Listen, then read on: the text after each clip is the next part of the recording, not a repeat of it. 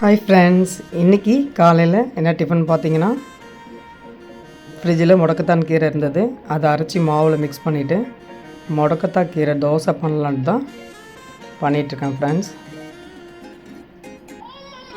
இது கை கால் மூட்டு வலிக்கலாம் ரொம்ப ஹெல்த்தியானது. அடிக்கடி இது வாங்கி நாங்கள் சேர்த்துப்போம். இட்லி கூட பண்ணலாம், சூப்பராக இருக்கும். இதுக்கு தொட்டுக்கிறதுக்கு தக்காளி சட்னி பண்ணேன் ஃப்ரெண்ட்ஸ். நான் 2 தோசை வச்சு தக்காளி சட்னி வச்சு நான் சாப்பிட போகிறேன். மதியத்துக்கு என்ன லன்ச் பண்ணலான்னு பார்த்தா முள்ளங்கி இருந்தது. அதை முள்ளங்கியை சின்ன சின்ன ஸ்லைஸாக கட் பண்ணிவிட்டு அதுக்கு தேவையான சின்ன வெங்காயம், தக்காளி, கருவேப்பிலை, கொத்தமல்லி இதெல்லாம் கட் பண்ணி வச்சுட்டு சாதத்தை முதல்ல வச்சுட்டு எடுத்துக்கிட்டேன். இப்போ சாம்பாருக்கு தக்காளி வெங்காயம்லாம் வதக்கிறேன். முள்ளங்கி சாம்பாருக்கு நல்லா வதங்கின உடனே காயும் போட்டு நல்லா முள்ளங்கியும் பச்சை வாசனை போகிற அளவுக்கு முள்ளங்கியை வதக்கி எடுத்துகிட்டு சாம்பார் வச்சிடலாம். நம்ம இப்போது பருப்பை ஆட் பண்ணி மிளகாய்த்தூள், சாம்பார் பொடி எல்லாம் ஆட் பண்ணி சாம்பார் கூட்டி வச்சுட்டேன். அது கூட கருவேப்பிலை, கொத்தமல்லியை ஆட் பண்ணிட்டேன்.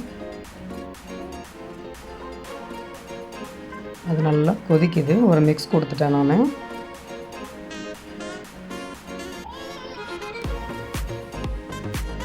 அது ஒரு பக்கம் நல்லா கொதித்து காய் வேகட்டும். பாருங்கள், காய் நல்லா வெந்துடுச்சு. இதுக்கு கூட சைடிஷ் பார்த்திங்கன்னா மீன் மாதிரி நீல நீளமாக வாழைக்காயை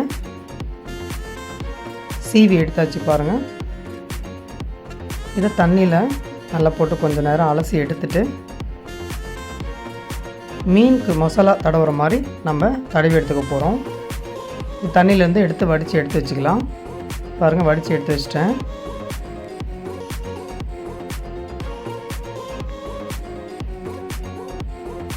இதுக்கு தேவையான அளவு மிளகாய்த்தூள், மஞ்சள் தூள், உப்புத்தூள் இதெல்லாம் எடுத்து ஒரு பிளேட்டில் வச்சுருக்கேன்.